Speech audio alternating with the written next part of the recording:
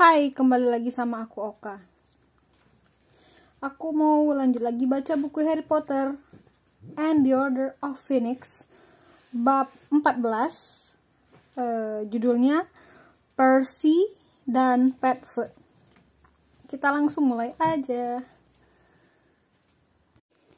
Harry yang pertama terbangun di kamar asramanya keesokan harinya. Dia berbaring sejenak sambil mengamati debu berterbangan dalam cahaya matahari yang masuk melalui celah di kelambu tempat tidur bertiang empatnya, dan menikmati pikiran bahwa hari itu Sabtu, minggu pertama semester itu tampaknya telah berlangsung selamanya, seperti suatu pelajaran sejarah sihir besar-besaran. Dinilai dari keheningan tidur nyenyak dan tampang segar sinar matahari itu, fajar baru saja tiba. Dia menarik tirai di sekitar tempat tidurnya hingga terbuka, bangkit, dan mulai berpakaian. Satu-satunya suara selain kicauan burung di kejauhan adalah nafas pelan dan dalam teman-teman Gryffindornya. Dia membuka tas sekolahnya dengan hati-hati, menarik keluar perkamen dan pena bulu, dan keluar dari kamar menuju ruang duduk. Berjalan lurus ke kursi berlengan tua yang empuk kesukaannya di samping api yang sekarang sudah padam, Harry duduk dengan nyaman dan membuka gulungan perkamennya, sementara memandang berkeliling ruangan itu. Sisa-sisa potongan perkamen yang kusut, gobstone tua, toples-toples bahan yang kosong, dan pembungkus-pembungkus permen yang biasanya meliputi ruang duduk di akhir setiap harinya telah hilang. Begitu juga topi-topi peri Hermione, sambil bertanya-tanya dengan samar, berapa banyak peri yang sekarang telah dibebaskannya? Apakah mereka ingin atau tidak? Harry membuka penutup botol tintanya, mencelupkan pena bulunya ke dalamnya, lalu memegangnya 1 inci di atas permukaan kekuningan perkamennya sambil berpikir keras. Tapi setelah sekitar 1 menit, dia menemukan dirinya menatap ke sisi perapian yang kosong, benar-benar tidak tahu apa yang ingin dikatakan. Dia sekarang bisa menghargai betapa sulitnya bagi Ron dan Hermione untuk menulis surat kepadanya sepanjang musim panas.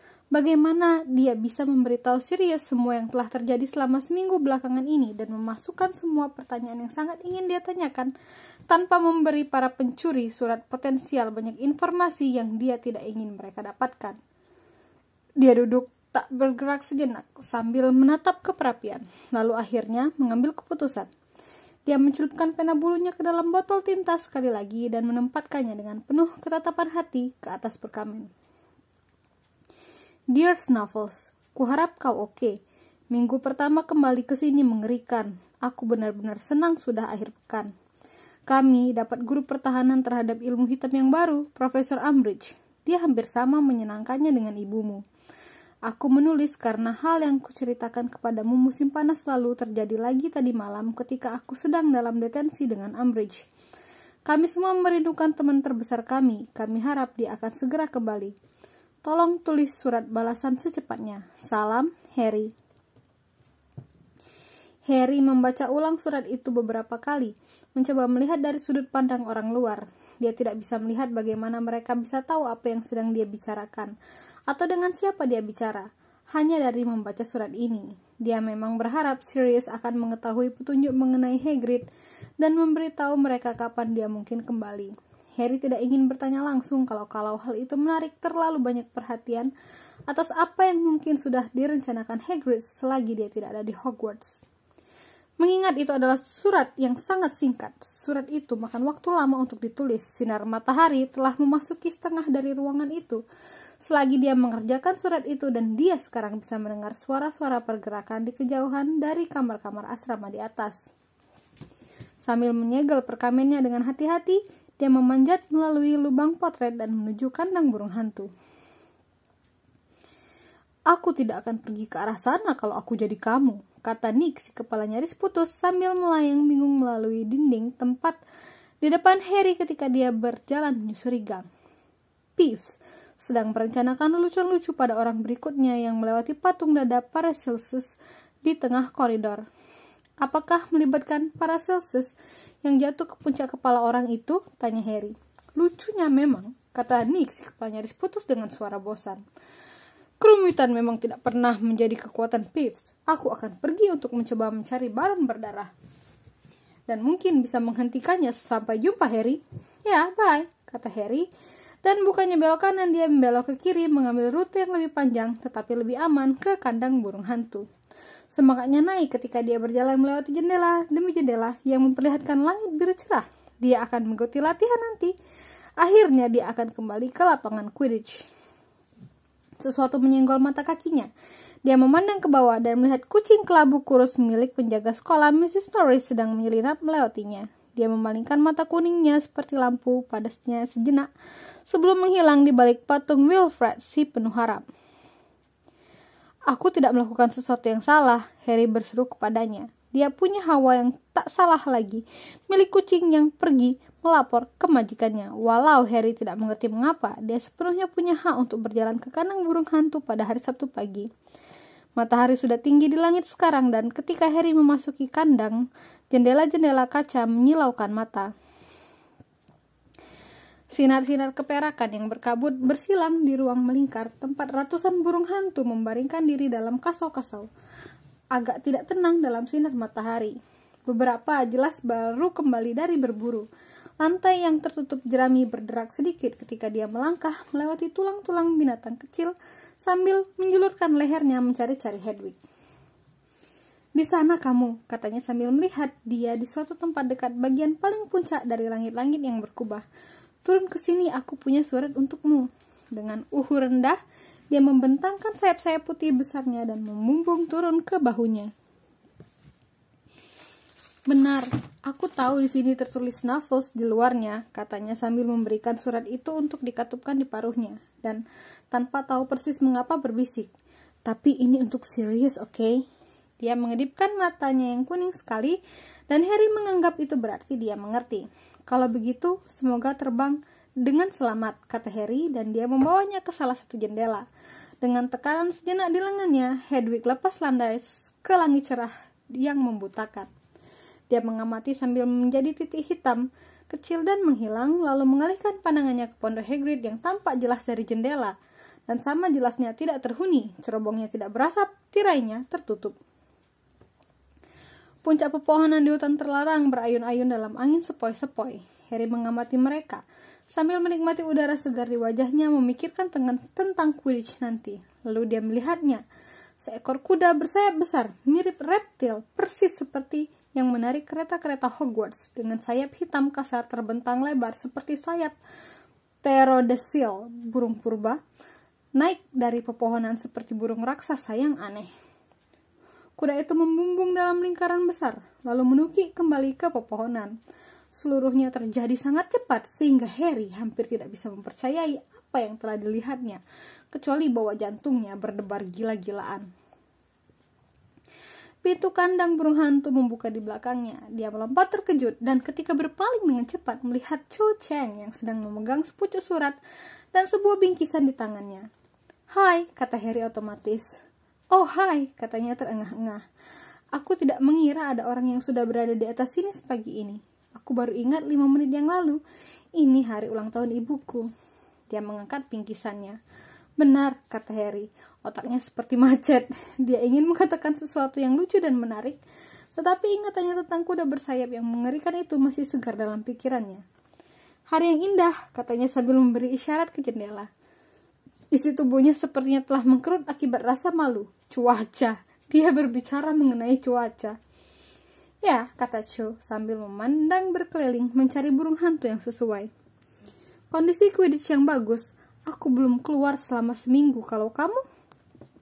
"Belum," kata Harry. Cho telah memilih salah satu burung hantu sekolah. Dia membujuknya turun ke lengannya, di mana burung itu menjulurkan kaki dengan patuh sehingga dia bisa mengikatkan bingkisannya. "Hei, apakah Gryffindor sudah punya kiper baru?" tanyanya. "Ya," kata Harry. "Temanku Ron Weasley. Kau kenal dia?" "Si pembenci tornado," kata Cho agak dingin.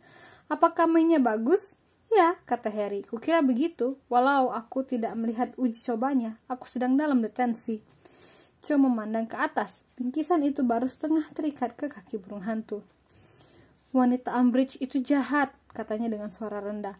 "Memberimu detensi hanya karena kamu mengatakan yang sebenarnya tentang bagaimana dia mati. Semua orang mendengar hal itu. Sudah menyebar ke seluruh sekolah. Kau benar-benar berani menghadapi dia seperti itu."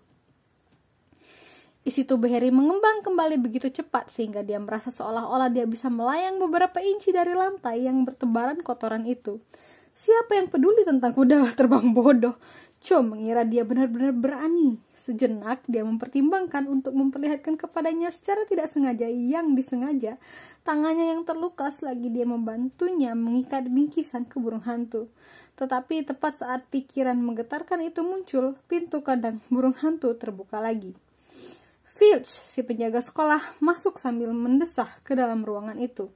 Ada rona ungu di pipinya yang cekung dan penuh urat halus. Daging di bawah dagunya bergetar dan rambut kelabunya yang tipis acak-acakan. Dia jelas berlari ke sini. Mrs. Norris berderap di belakangnya sambil menatap ke atas kepada burung-burung hantu di atas kepala dan mengeong lapar. Ada gerakan-gerakan sayap yang tidak tenang dari atas dan seekor burung hantu coklat besar mengatupkan paruhnya dengan gaya mengancam. "Aha!" kata Filch sambil mengambil langkah menuju Harry, pipinya yang berkantung besar bergetar karena marah. "Aku dapat kisikan bahwa kamu bermaksud memesan bom kotoran dalam jumlah besar." Harry melipat lengannya dan menatap penjaga sekolah itu. "Siapa yang memberitahumu aku sedang memesan bom kotoran?" Cho memandang dari Harry kepada Filch juga merengut. Burung hantu di lengannya capek berdiri dengan satu kaki, memberi menegur, tapi dia mengabaikannya. "Aku punya sumber-sumberku," kata Filch dalam desis puas diri. "Sekarang serahkan apapun yang sedang kau kirim." Sambil merasa sangat bersyukur dia tidak berlama-lama mengepuskan surat itu, Harry berkata, "Aku tidak bisa, sudah pergi." "Pergi?" kata Filch. Air mukanya berubah karena marah. "Pergi," kata Harry dengan tenang. Filch membuka mulutnya dengan marah, menggerak-gerakkan mulut tanpa suara selama beberapa detik, lalu menyisiri jubah Harry dengan matanya. "Bagaimana aku tahu kau tidak menyimpannya di kantongmu?" "Karena aku melihatnya mengirim surat itu," kata Cho dengan marah. Filch memberondong dia. "Kau melihatnya?" "Itu benar, aku melihatnya," katanya dengan garang. Ada jeda sejenak di mata Filch melotot pada Cho, dan Cho melotot balik. Lalu si penjaga sekolah membalikkan badannya dan berjalan dengan kaki terseret menuju pintu. Dia berhenti dengan tangan di pegangan pintu dan memandang balik kepada Harry. "Kalau kutemukan seendus saja bom kotoran," dia terseok-seok menuruni tangga. Mrs. Norris memandang penuh keinginan pada burung-burung hantu dan mengikuti dia. Harry dan Cho saling berpandangan. "Trims," Harry berkata. "Tidak masalah," kata Cho akhirnya mengikatkan bingkisan ke kaki burung hantu itu yang sebuah lagi. Wajahnya sedikit merona muda. "Kau tidak sedang memesan bom kotoran, bukan?" "Tidak," kata Harry. "Aku ingin tahu mengapa dia mengira begitu selagi dia membawa burung hantu ke jendela." Harry mengangkat bahu. Dia sama bingungnya dengan Cho, walaupun anehnya hal itu tidak terlalu mengganggunya saat ini. Mereka meninggalkan kandang burung hantu bersama-sama. Di pintu masuk koridor yang menuju sayap barat kastil, Cho berkata, "Aku akan ke arah sini." Aku... Sampai jumpa, Harry." Ya, sampai jumpa." Dia tersenyum kepadanya dan pergi. Harry berjalan terus, diam-diam merasa sangat gembira. Dia telah berhasil mengadakan percakapan penuh dengannya dan tidak mempermalukan dirinya sendiri sekalipun. Kalau benar-benar berani menghadapi dia seperti itu, Cho telah menyebutnya berani. Dia tidak membencinya karena selamat. Tentu saja dia dulu lebih memilih Cedric. Harry tahu itu, walaupun kalau dia mengajaknya ke pesta sebelum Cedric, keadaannya mungkin akan lain. Dia tampak tulus menyesali bahwa dia harus menolak Harry ketika Harry mengajaknya. "Pagi," Harry berkata dengan ceria kepada Ron dan Hermione ketika dia bergabung dengan mereka di meja Gryffindor di aula besar. "Kenapa kau terlihat senang?" kata Ron sambil melirik Harry dengan terkejut. Quidditch nanti," kata Harry dengan gembira, sambil menarik sepiring besar daging asin dan telur ke arahnya. "Oh yeah," kata Ron. Dia meletakkan potongan roti bakar yang sedang dimakannya dan meneguk jus labu sebanyak-banyak. Lalu dia berkata, "Dengar, kau tidak mau pergi lebih pagi denganku cuma untuk memberiku sedikit praktek sebelum latihan supaya aku bisa, kau tahu, lebih siap." "Ya, oke," kata Harry. "Lihat, kukira kalian tidak perlu begitu," kata Hermione dengan serius. Kalian berdua benar-benar sudah ketinggalan PR tetapi dia berhenti di tengah kalimat. Pos pagi telah tiba dan seperti biasa Daily Prophet membumbung ke arahnya dalam paruh seekor burung hantu peki yang mendarat dekat mangkuk gula dan mengulurkan kakinya. Hermione memasukkan satu nut ke dalam kantong kulitnya, mengambil surat kabar dan membaca cepat halaman depan dengan kritis lagi burung hantu itu lepas landas. Ada yang menarik, kata Ron. Harry nyengir. Tahu Ron ingin menjauhkannya dari subjek PR. Tidak, dia menghela nafas. Cuma beberapa bantahan tentang pemain bass di Weird Sister akan menikah. Hermione membuka surat kabar itu dan menghilang ke baliknya. Harry mencurahkan dirinya untuk makan telur dan daging asin lagi. Ron sedang menatap ke atas jendela yang tinggi terlihat sedikit khusyuk. Tunggu sebentar, kata Hermione tiba-tiba. Oh tidak, serius. Apa yang terjadi? Kata Harry sambil merampas surat kabar itu dengan sangat kasar sehingga robek di bagian tengah. Dia dan Hermione masing-masing memegang satu bagian. Kementerian Sihir telah menerima kisikan dari sumber yang dapat dipercaya bahwa Sirius Black, pembunuh masar terkenal bla bla bla, sekarang sedang bersembunyi di London.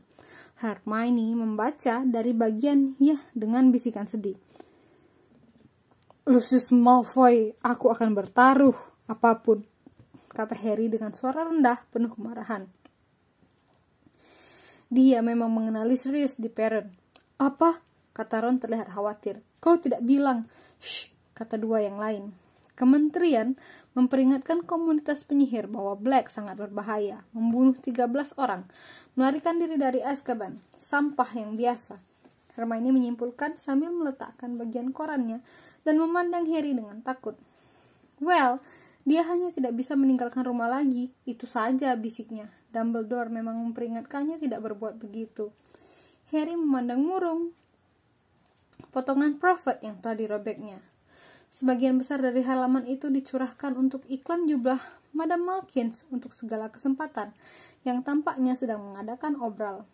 Hei, katanya sambil meretakannya sehingga Ron dan Hermione bisa melihatnya. Lihat ini. Aku sudah punya semua jubah yang kuinginkan, kata Ron. Bukan, kata Harry. Lihat, berita kecil di sini. Ron dan Hermione membungkuk lebih dekat untuk membacanya.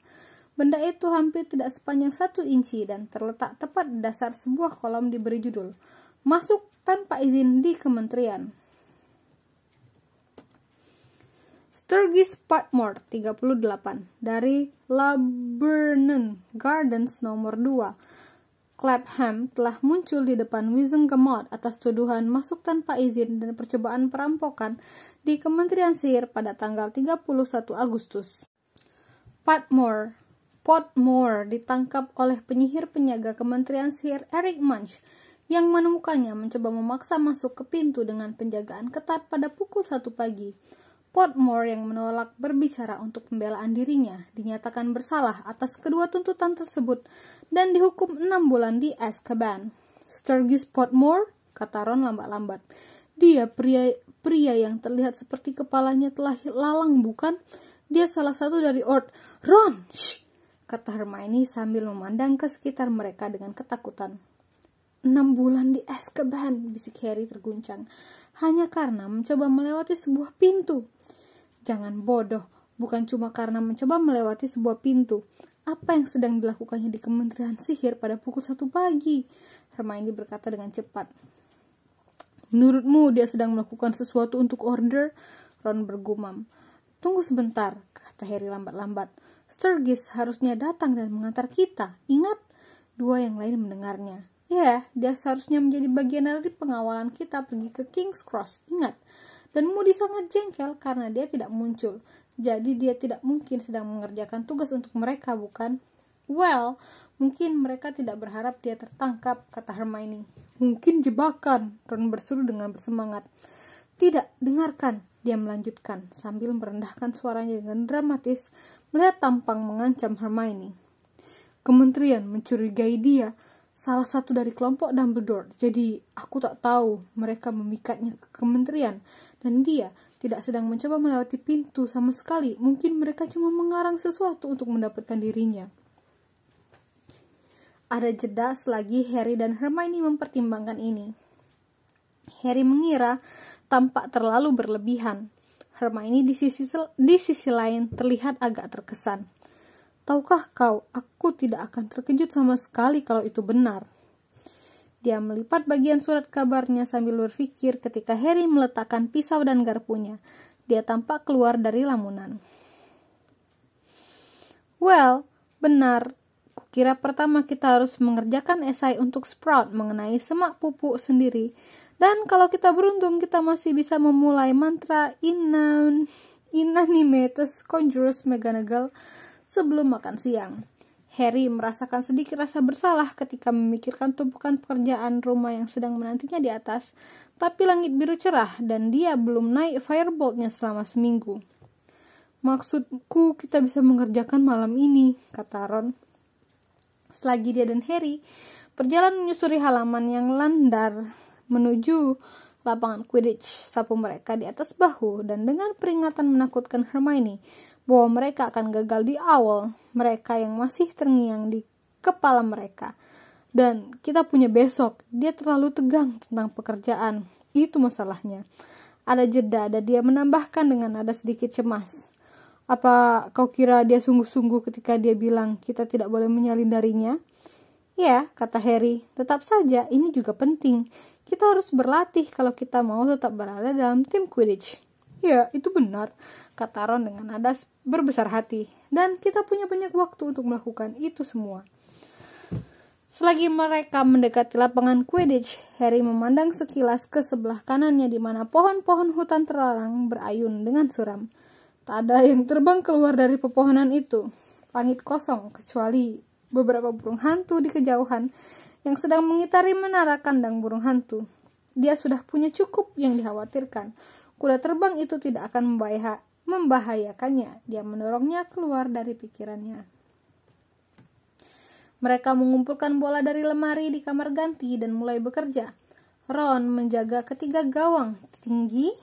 Harry bermain sebagai chaser dan mencoba membawa Quaffle melewati Ron. Harry berpikir Ron cukup bagus. Dia menahan 3/4 gol yang diusahakan Harry untuk melewatinya dan bermain semakin bagus semakin lama mereka berlatih. Setelah beberapa jam, mereka kembali ke kastil untuk makan siang di mana Hermione memperjelas bahwa menurutnya mereka tidak bertanggung jawab, lalu kembali ke lapangan Quidditch untuk sesi latihan sebenarnya. Semua anggota tim mereka kecuali Angelina sudah berada di kamar ganti ketika mereka masuk. Baik-baik saja, Ron, kata George sambil berkedip kepadanya. Ya, kata Ron yang lebih pendiam dan semakin pendiam sepanjang jalan ke lapangan. Siap pamer kepada kami semua, Prefect Eagle, kata Fred muncul dengan rambut kusut di bagian leher jubah Quidditch-nya dengan seringai agak licik di wajahnya. Diamlah, kata Ron dengan wajah kaku, sambil menarik jubah timnya sendiri untuk pertama kalinya. Jubah itu pas sekali untuknya, mengingat dulu milik Oliver yang bahunya agak lebar. Oke semuanya, kata Angelina masuk dari kantor kapten, sudah berganti pakaian. Ayo ke sana. Alicia dan Fred, kalau kalian bisa membawa peti bola untuk kami.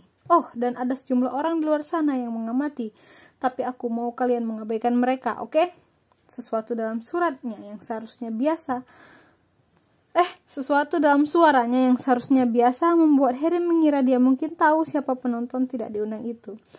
Dan jelas saja ketika mereka meninggalkan ruang ganti lapangan yang penuh sinar matahari cerah itu, diliputi ejekan dan cemooh dari tim Quidditch Slytherin yang beragam pengikut yang berkelompok di tengah-tengah tribun yang kosong dan yang suara menggema dengan keras di sekeliling stadium.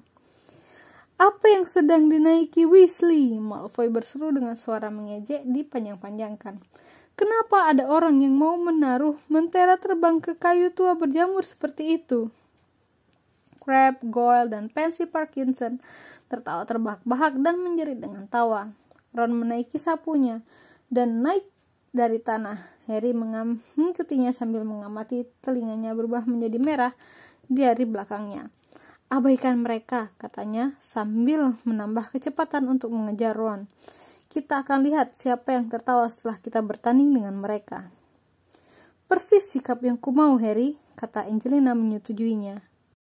Sambil membumbung di sekitar mereka dengan Quaffle di bawah lengannya dan melambat untuk melayang di tempat di depan tim udaranya.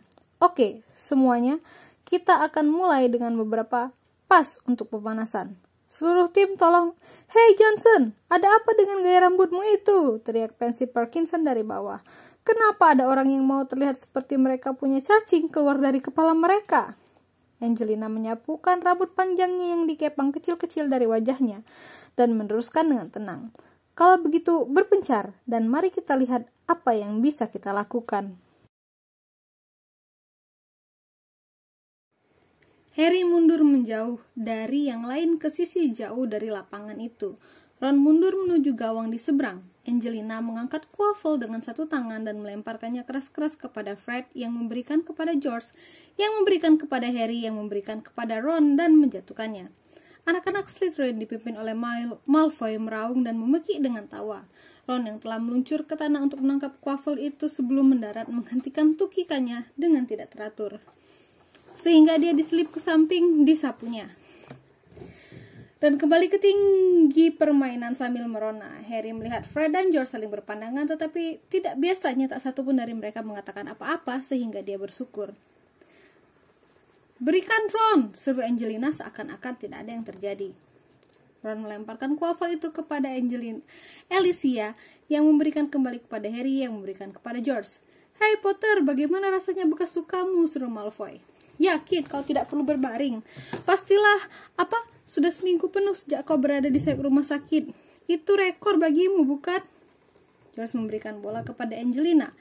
Dia memberikan balik kepada Harry yang tidak menduga, tetapi menangkapnya dengan ujung-ujung jarinya, dan memberikan dengan cepat kepada Ron yang menyerbunya, tetapi gagal karena beberapa inci. Ayolah Ron, kata Angelina dengan jengkel ketika dia menukik ke tanah lagi mengejar kuafel itu. Pusatkan perhatian. Sulit mengatakan apakah wajah Ron atau kuafel itu lebih merah ketika dia kembali lagi ke tinggi permainan. Malfoy dan tim Slytherin lainnya sedang melolong tertawa. Pada usaha ketiganya, Ron menangkap kuafel itu. Mungkin karena lega, dia memberikannya dengan sangat antusias sehingga bola itu membumbung lurus melalui tangan-tangan terlentang Katie dan menghantamnya dengan keras di wajah. Sorry, Ron mengerang sambil meluncur ke depan untuk melihat apakah dia telah mengakibatkan luka. Kembali ke posisi, dia baik-baik saja, gertak Angelina. Tapi karena kau memberikan kepada kawan satu tim, jangan mencoba menjatuhkannya dari sapunya. Bisa kan? Kita punya bludger untuk itu. Hidung Katie berdarah. Di bawah, anak-anak Slytherin mengentakkan kaki mereka dan mengejek. Fred dan George mendatangi Katie. Ini, makan ini, Fred menyuruhnya, sambil menyerahkan sesuatu yang kecil dan ungu dari kantongnya. Ini akan membersihkannya dalam waktu singkat. Baiklah, seru Angelina. Fred, George, pergi dan ambil pemukul kalian dan sebuah bludger. Ron, pergi ke gawang. Harry, lepaskan Snitch ketika aku bilang. Kita akan membidik gawang Ron tentu saja. Harry meluncur mengikuti si kembar untuk mengambil Snitch. Ron membuat dirinya tampak seperti orang tolol, bukan? Gumam George ketika mereka bertiga mendarat di peti yang berisi bola-bola itu dan membukanya untuk mengeluarkan salah satu bludger dan Snitch. Dia cuma gugup, kata Harry. Dia baik-baik saja ketika aku berlatih dengannya pagi ini. Ya, kuharap dia tidak mencapai puncak terlalu cepat, kata Fred dengan murung. Mereka kembali ke udara ketika Angelina meniup peluitnya. Harry melepaskan Snitch dan Fred dan George membiarkan bludger terbang.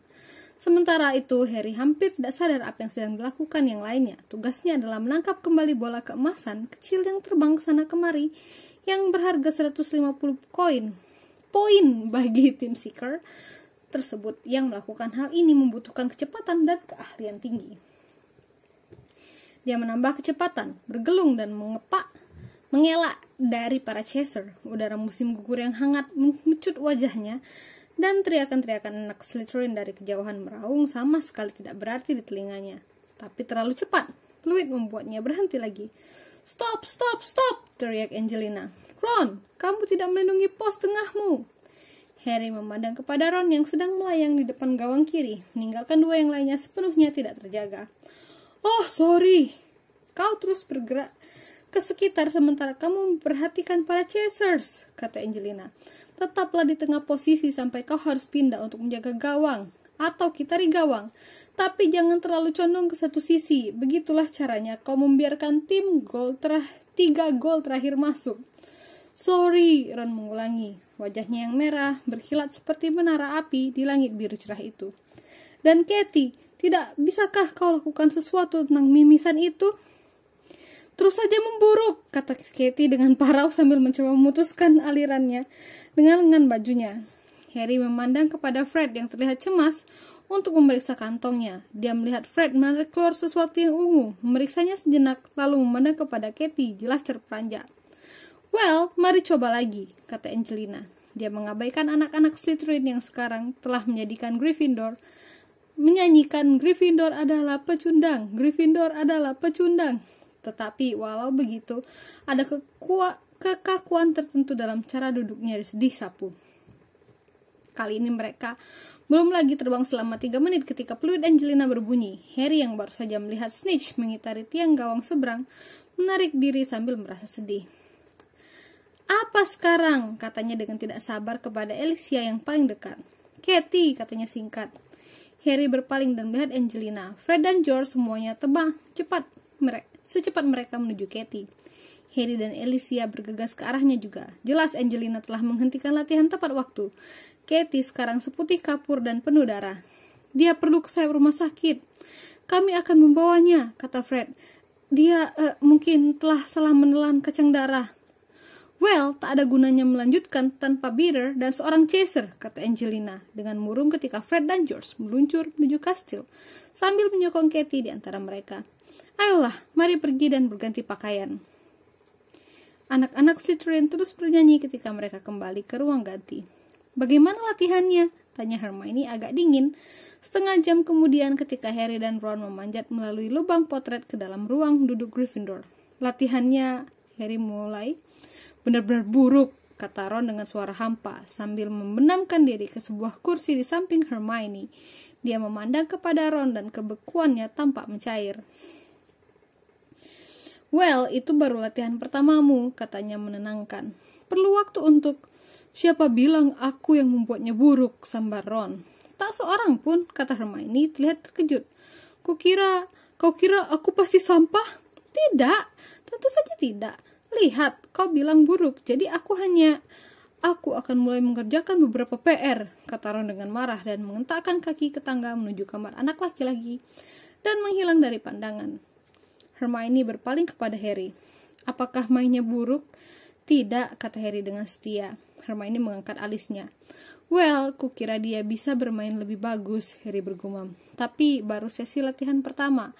Seperti yang kau bilang, baik Harry maupun Ron tampaknya tidak membuat banyak kemajuan dengan pekerjaan rumah mereka malam itu. Harry tahu Ron terlalu disibukkan oleh betapa buruknya penampilannya dalam latihan Gryffindor itu dan dia sendiri mendapat kesulitan mengeluarkan nyanyian Gryffindor adalah pecundang dari kepalanya. Mereka menghabiskan seluruh hari Minggu di ruang duduk, terbenam dalam buku-buku mereka sementara ruangan di sekitar mereka terisi lalu kosong. Itu adalah hari lain yang cerah dan indah dan kebanyakan teman Gryffindor mereka menghabiskan hari itu di halaman, menikmati apa yang mungkin menjadi salah satu di antara sinar matahari terakhir tahun ini. Malamnya, Harry merasa seolah-olah telah memukuli otaknya ke bagian dalam tengkoraknya. Kau tahu, kita mungkin seharusnya mencoba menyelesaikan lebih banyak PR sepanjang minggu, Harry bergumam kepada Ron ketika mereka akhirnya menaruh ke samping esai panjang Profesor McGonagall mengenai mantra Inanimatus Conjurus yang berpaling dengan menderita ke esai Profesor Sidistra yang sama panjang dan sulitnya mengenai bulan-bulan Jupiter yang banyak. Yah, kata Ron sambil menggosok matanya yang agak merah dan melemparkan potongan perkamen rusaknya kelima ke dalam api di samping mereka. Dengar, apakah kita bertanya saja kepada Hermione kalau kita boleh melihat apa yang telah dikerjakannya?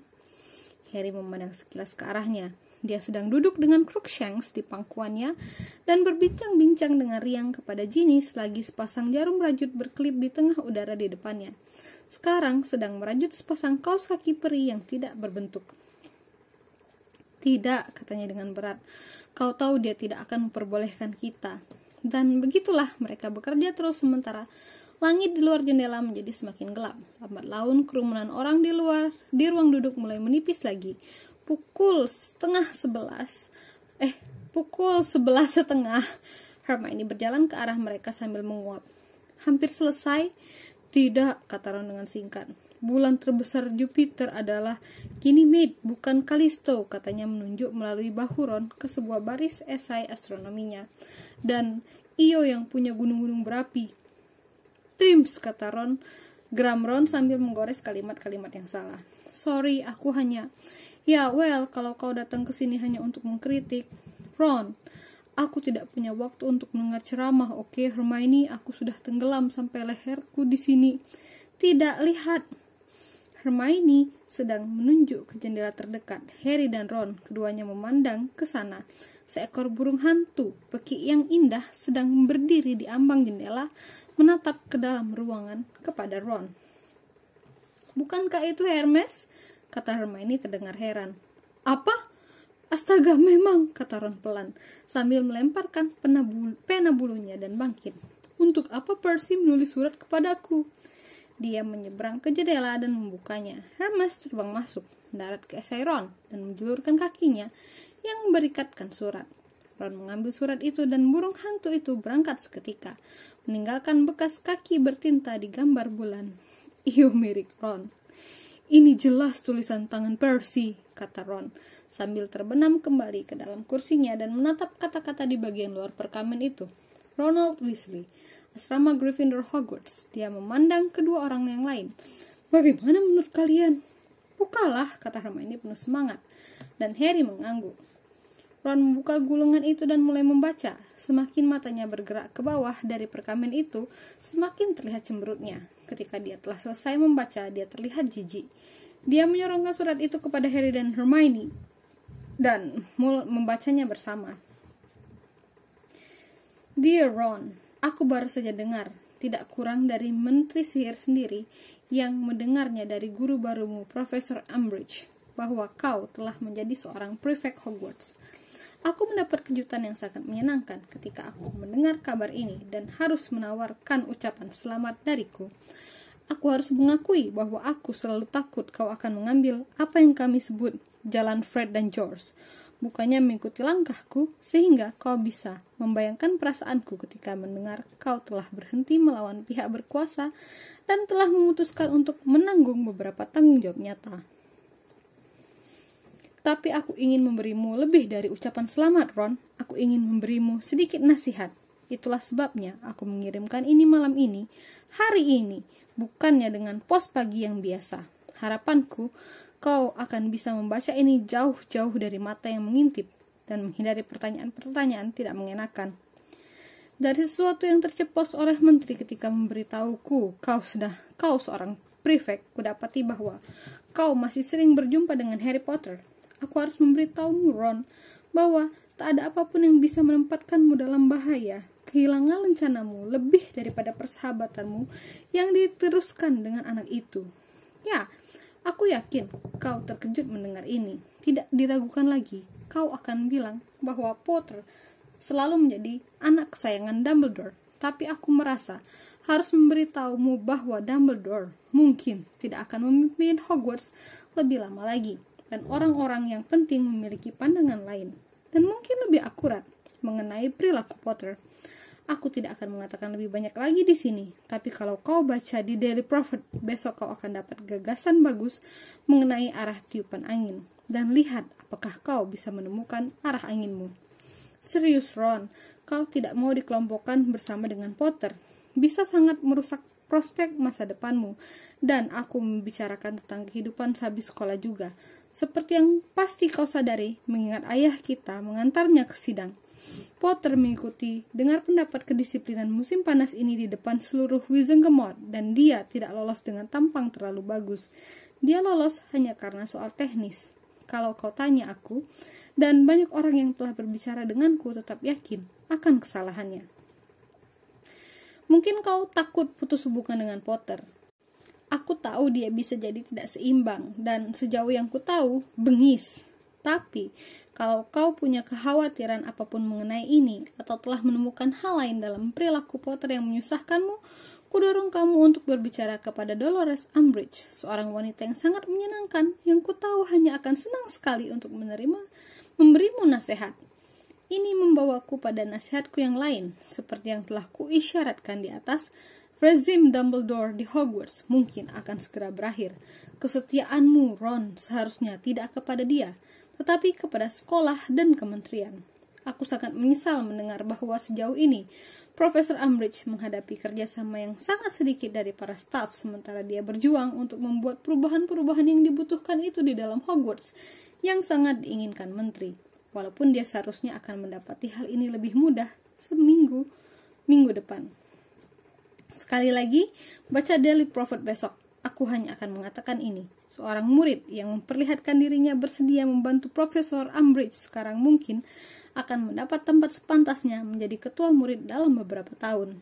Aku menyesal, aku tidak dapat bertemu denganmu lebih sering di musim panas. Menyakitkan bagiku untuk mengkritik orang tua kita. Tapi aku takut aku tidak bisa lagi tinggal di bawah atap mereka sementara mereka terus berkumpul dengan kerumunan berbahaya di sekitar Dumbledore. Kalau kau menulis surat kepada ibu kapanpun, kau bisa memberitahunya bahwa seorang Sturgis Potmore tertentu yang merupakan teman akrab Dumbledore baru-baru ini telah dikirim ke Azkaban karena masuk tanpa izin ke kementerian. Mungkin itu akan membuka mata mereka akan jenis kriminal rendahan yang dekat dengan mereka sekarang ini. Aku menganggap diriku sendiri beruntung karena lolos dari noda pergaulan dengan orang-orang seperti itu. Menteri tidak bisa lebih ramah lagi kepadaku. Dan aku berharap, Ron, bahwa kau juga tidak akan membiarkan ikatan keluarga membutakanmu pada keyakinan dan tindakan orang tua kita yang salah arah. Aku setulusnya berharap bahwa bila waktunya tiba, mereka akan menyadari betapa salahnya mereka dan aku akan tentu saja siap menerima permintaan maaf penuh ketika hari itu tiba. Tolong pikirkan apa yang baru saja kukatakan dengan sangat hati-hati, khususnya mengenai Harry Potter. Dan selamat lagi atas pengangkatanmu menjadi prefect, kakakmu Percy. Harry memandang Ron. Well, katanya, mencoba terdengar seolah-olah dia menganggap semua itu lelucon. Kalau kau mau, apa itu? Dia memeriksa surat Percy. Oh ya, putus hubungan denganku. Aku bersumpah aku tidak akan menjadi bengis. Kembalikan itu, kata Ron sambil mengulurkan tangannya. Ron berkata dengan tersentak sambil merobek surat Percy menjadi setengah bagian. Dia merobeknya menjadi seperempat. Terbrengsek, dia merobeknya menjadi 1/8. Di dunia, dia melemparkan potongan itu ke dalam api. Ayolah, kita harus menyelesaikan ini sebelum fajar, katanya dengan cepat kepada Harry. Sambil menarik esai Profesor Sinistra kembali ke hadapannya. Hermione sedang memandangi Ron dengan ekspresi aneh di wajahnya. Berikan kemari, katanya mendadak. Apa, kata Ron. Berikan kepadaku, aku akan memeriksanya dan mengoreksinya, katanya. Apa kau serius? Hermione, kau penyelamat hidupku, kata Ron. Apa yang bisa Yang bisa kau katakan adalah, kami berjanji kami tidak akan membiarkan PR kami sampai selambat ini lagi, katanya sambil mengulurkan kedua tangan untuk mengambil esai mereka, tapi dia terlihat agak terhibur juga. 1.000.000 terima kasih Hermione, kata Harry dengan lemah, sambil menyerahkan esainya dan terbenam kembali ke dalam kursi berlengannya sambil mengosok matanya. Sekarang sudah lewat tengah malam dan ruang duduk sudah ditinggalkan semua orang kecuali mereka bertiga dan Crookshanks. Satu-satunya suara yang ada hanyalah pena bulu Hermione yang mencoretkan kalimat di sana-sini di esai mereka dan kelepak halaman-halaman buku ketika dia memeriksa fakta dalam buku referensi yang bertebaran di meja. Harry sangat letih. Dia juga merasakan perasaan aneh, memuakkan, hampa dalam perutnya yang tidak ada hubungannya dengan keletihan dan berhubungan sekali dengan surat yang sekarang bergelung hitam di tengah api. Dia tahu bahwa setengah dari orang-orang di dalam Hogwarts mengiranya aneh, bahkan gila. Dia tahu Daily Prophet telah membuat sindiran menghina kepadanya selama berbulan-bulan. Tetapi ada sesuatu mengenai melihatnya tertulis seperti itu dalam tulisan Percy. Mengetahui bahwa Percy menasihati Ron untuk tidak berhubungan dengannya. Dan bahkan menceritakan kisah-kisah mengenai dia kepada Umbridge. Itu membuat situasinya nyata baginya dan tidak bisa dilakukan hal lain. Dia sudah mengenal Percy selama 4 tahun, telah tinggal di rumahnya sepanjang liburan musim panas, berbagi tenda dengannya selama Piala Dunia Quidditch, bahkan telah dihadiahkan nilai penuh darinya di tugas kedua dari turnamen Triwizard tahun lalu. Tapi sekarang, Percy menganggapnya tidak seimbang dan mungkin bengis. Dan sekarang, dengan serbuan simpati kepada ayah angkatnya, Harry berpikir Sirius mungkin satu-satunya orang yang dikenalinya yang bisa benar-benar mengerti bagaimana perasaannya saat itu. Karena Sirius berada dalam situasi yang sama. Hampir semua orang dalam dunia sihir mengira Sirius seorang pembunuh berbahaya dan pendukung besar Voldemort, dan dia harus hidup dengan pengetahuan itu selama 14 tahun. Harry berkedip, dia baru saja melihat sesuatu di dalam api yang tidak mungkin berada di sana. Benda itu tampak dan menghilang dengan segera. Tidak mungkin. Dia telah membayangkannya karena dia baru saja memikirkan Sirius. Oke, tulis itu, Hermione berkata kepada Ron sambil mendorong esainya dan sehelai perkamen yang penuh tulisannya sendiri kepada Ron. Lalu tambahkan kesimpulan yang telah kutuliskan untukmu. Hermione, sejujurnya kau orang paling menakjubkan yang pernah kutemui, kata Ron dengan lemah. Dan kalau aku pernah kasar kepadamu lagi, aku akan tahu kau sudah kembali normal, kata Hermione. Harry, esaimu oke, kecuali yang sedikit ini di akhir. Kukira kau pasti salah mendengar ucapan Profesor Sinistra. Europa tertutup es, bukan tikus. Harry telah muncul turun dari kursinya, bertumpu pada lututnya, dan sekarang sedang berjongkok di permadani yang gosong dan tipis, menatap ke dalam api. Harry, kata Ron dengan tidak yakin, kenapa kau di bawah sana? Karena aku baru saja melihat kepala Sirius di dalam api, kata Harry. Dia berbicara dengan tenang. Lagi pula dia telah melihat kepala Sirius di api yang sama ini tahun sebelumnya dan berbicara dengannya juga. Walau begitu, dia tidak bisa yakin bahwa dia benar-benar melihatnya kali ini. Kepala itu telah menghilang begitu cepat. Kepala Sirius, Hermione mengulangi. Maksudmu seperti ketika dia mau berbicara kepadamu selama turnamen Triwizard. Tapi dia tidak akan melakukan itu sekarang. Itu akan terlalu Sirius. Dia menarik nafas cepat sambil menatap ke api. Ron menjatuhkan pena bulunya. Di sana, di tengah nyala api yang menari-nari, ada kepala Sirius. Rambut panjang gelap berjatuhan di sekitar wajahnya dan nyengir. Aku mulai mengira kalian akan pergi tidur sebelum semua orang lainnya menghilang, katanya. Aku telah memeriksa setiap jam. Kau telah muncul ke dalam api setiap jam, Harry berkata setengah tertawa. Hanya selama beberapa detik untuk memeriksa apakah keadaan aman. Tapi bagaimana kalau kau terlihat, kata Hermione dengan cemas. Well, kukira seorang anak perempuan, kelas 1 dari tampangnya. Mungkin melihatku sekilas, tapi jangan khawatir, Sirius berkata dengan buru-buru ketika Hermione mengatupkan tangannya ke mulut. Aku sudah pergi saat dia memandang balik kepadaku, dan aku bertaruh dia cuma mengira aku batang kayu yang berbentuk aneh atau apapun. Tapi Sirius, ini mengambil resiko besar, Hermione mulai. Kau terdengar seperti Molly, kata Sirius. Ini satu-satunya cara yang bisa aku dapat untuk menjawab surat Harry tanpa menggunakan kode, dan kode bisa dipecahkan. Ketika menyebut surat Harry, Hermione dan Ron berpaling kepadanya. Kau tidak bilang kau menulis surat kepada Sirius, kata Hermione menuduh. Aku lupa, kata Harry, yang memang benar. Pertemuannya dengan Joe di kandang burung hantu telah mengenyahkan semua hal sebelumnya keluar dari pikirannya. Jangan melihat kepadaku seperti itu, Hermione. Tidak mungkin seseorang mendapatkan informasi rahasia darinya. Benar kan, Sirius? Tidak, sangat bagus, kata Sirius sambil tersenyum. Ngomong-ngomong, kita sebaiknya bergegas kalau kita diganggu. Bekas tuh kamu. Bagaimana dengan... Ron mulai, tetapi Hermione menyelanya. Kami akan memberitahumu nanti. Teruskan, Sirius. Well, aku tahu tidak menyenangkan ketika sakit, tapi kami tidak mengira ada yang patut dikhawatirkan. Bekas kamu terus sakit sepanjang tahun lalu, bukan? Ya, dan Dumbledore bilang, terjadi kapanpun Voldemort merasakan emosi yang kuat, kata Harry, sambil mengabaikan seperti biasa kernyit di wajah Ron dan Hermione. Jadi mungkin dia hanya, aku tak tahu, benar-benar marah atau apapun. Ketika malam aku melewati detensi itu. Well, sekarang setelah dia kembali pasti akan lebih sering sakit, kata Sirius. Jadi menurutmu tidak berhubungan dengan Umbridge menyentuhku ketika aku dalam detensi bersamanya? Harry bertanya. Aku meragukan itu, kata Sirius. Aku kenal reputasinya, dan aku yakin dia bukan pelahap maut. Dia cukup jahat untuk jadi satu, kata Harry dengan muram. Dan Ron dan Hermione mengangguk kuat menyetujui. Ya, tapi di dunia ini tidak terbagi ke dalam orang baik dan para pelahap maut, kata Sirius dengan senyum asam. Walaupun aku tahu dia tidak menyenangkan, kau seharusnya mendengar Remus berbicara mengenai dia. Apakah Lupin kenal dia? Kata Harry cepat-cepat teringat komentar Umbridge mengenai keturunan campuran yang berbahaya dalam pelajaran pertamanya.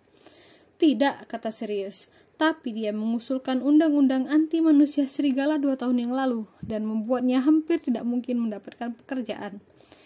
Harry teringat betapa lebih kusapnya Lupin terlihat akhir-akhir ini dan ketidaksukaannya kepada Umbridge lebih mendalam lagi. Ada apa di antara dia dan manusia serigala? Kata Hermione dengan marah. Kukira takut pada mereka, kata Sirius sambil tersenyum melihat kemarahannya. Tampaknya dia membenci setengah manusia. Dia juga berkampanye agar para manusia duyung dikumpulkan dan diberi tanda pengenal tahun lalu. Bayangkan, memboroskan waktu dan energimu menyiksa para manusia duyung ketika ada kain rombeng seperti creature yang berkeliaran. Ron tertawa, tetapi Hermione tampak tidak senang. Sirius, katanya mencela, jujur saja, kalau kau membuat usaha dengan creature, aku yakin dia akan menanggapi. Lagi pula, kau satu-satunya anggota keluarga yang dimilikinya. Dan Profesor Dumbledore berkata, jadi seperti apa pelajaran Umbridge? Sirius menyela. Apakah dia melatih kalian semua untuk membunuh keturunan campuran? Tidak, kata Harry sambil mengabaikan pandangan tersinggung Hermione karena pembelaannya untuk creature dipotong. Dia tidak memperbolehkan kami menggunakan sihir sama sekali. Yang kami lakukan hanyalah membaca buku pegangan bodoh itu, kata Ron. Well, itu jelas, kata Sirius. Informasi kami dari dalam kementerian adalah bahwa Fudge tidak mau kalian terlatih untuk pertarungan. Terlatih untuk pertarungan, ulang Harry dengan tidak percaya. Dikiranya apa yang kami lakukan di sini? Membentuk semacam tentara sihir. Itulah persisnya apa yang dikiranya sedang kalian lakukan, kata Sirius. Atau, lebih tepatnya, itulah persisnya yang ditakutkannya, sedang dilakukan Dumbledore. Membentuk tentara pribadinya sendiri, sehingga dia akan bisa mengalahkan Kementerian Sihir. Ada jeda akibat hal ini, lalu Ron berkata, itu hal terbodoh yang pernah kudengar, termasuk semua hal yang dikeluarkan Luna Lovegood. Jadi kami dilarang belajar pertahanan terhadap ilmu hitam karena Fudge takut kami akan menggunakan mantra-mantra itu melawan kementerian, kata Hermione terlihat marah. Yap, kata Sirius. Fudge mengira Dumbledore tidak akan berhenti demi apapun untuk merebut kekuasaan. Dia menjadi semakin paranoid tentang Dumbledore semakin hari. Cuma masalah waktu sebelum dia menyuruh Dumbledore ditangkap atas tuduhan yang dibuat-buat. Ini mengingatkan Harry pada surat Percy. Tahukah kau kalau ada ya sesuatu mengenai Dumbledore di Daily Prophet besok? Kakak Ron Percy berpendapat akan ada. Aku tidak tahu, kata Sirius.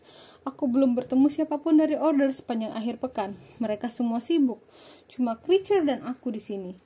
Ada nada getir yang nyata dalam suara Sirius. Jadi, kamu juga belum mendapat kabar apapun mengenai Hagrid? Kata Sirius. Well, dia seharusnya sudah kembali sekarang. Tak ada yang yakin apa yang telah menimpanya. Lalu melihat wajah terpukul mereka. Dia menambahkan cepat-cepat. Tapi Dumbledore tidak khawatir. Jadi kalian bertiga jangan khawatir. Aku yakin Hagrid baik-baik saja. Tapi kalau seharusnya dia sudah kembali sekarang, kata Hermione dengan suara kecilan cemas. Madame Maxim bersamanya. Kami sudah berhubungan dengan dia. Dan katanya mereka berpisah dalam perjalanan pulang. Tapi tidak ada apapun yang menandakan dia terluka. Well, tidak ada apapun yang menandakan dia tidak baik-baik saja. Tidak yakin, Harry, Ron, dan Hermione saling pandang dengan cemas. Dengar, jangan terlalu banyak bertanya mengenai Hagrid, kata Sirius dengan cepat. Cuma akan menarik lebih banyak perhatian pada kenyataan bahwa dia belum kembali dan aku tahu Dumbledore tidak mau itu. Hagrid kuat, dia akan baik-baik saja. Dan ketika mereka tidak tampak terhibur, Sirius menambahkan, ngomong-ngomong, kapan akhir pekan Hogsmeade kalian? Aku berpikir kita lolos dengan samaran anjing di stasiun, bukan? Kukira aku bisa Tidak, kata Harry dan Hermione bersama-sama dengan sangat keras. Sirius, apakah kau membaca Daily Prophet? Kata Hermione dengan cemas. Oh, itu, kata Sirius sambil nyengir. Mereka selalu menebak-nebak di mana aku berada. Mereka tidak punya satupun petunjuk. Ya, tapi kami kira kali ini mereka punya, kata Harry. Sesuatu yang dikatakan Malfoy di kereta api membuat kami mengira dia tahu itu kau. Dan ayahnya ada di peran. Sirius, kau tahu Lucius Malfoy? Jadi jangan datang ke sini, apapun yang kau lakukan. Kalau Malfoy mengenali kamu lagi, baiklah, aku dapat intinya, kata Sirius. Dia terlihat sangat tidak senang. Cuma sebuah ide, kukira kau mungkin mau berkumpul. Aku mau, aku hanya tidak mau kau tertangkap kembali ke Azkaban, kata Harry. Ada jeda sementara Sirius memandang dari api kepada Harry dengan garis di antara matanya yang cukup. Kau lebih tidak mirip ayahmu dari yang kukira. Akhirnya dia berkata dengan nada dingin, nyata dalam suaranya. Resiko yang akan membuatnya menyenangkan bagi James. Lihat, sebaiknya aku pergi. Aku bisa mendengar Kreacher menuruni tangga, kata Sirius. Tapi Harry yakin dia sedang berbohong. Kalau begitu, aku akan menulis surat kepadamu memberitahumu kapan aku bisa kembali ke api. Kalau kau bisa mengambil resiko, ada bunyi kecil, dan di tempat yang tadinya terdapat kepala Sirius, nyala api berkelap-kelip sekali lagi. Dan that's the end of the chapter. Wow, durasi per chapternya ini panjang-panjang banget. Benar-benar luar biasa perjuangan ini. Oke, sampai ketemu lagi di buku di bab 15. Next time, bye.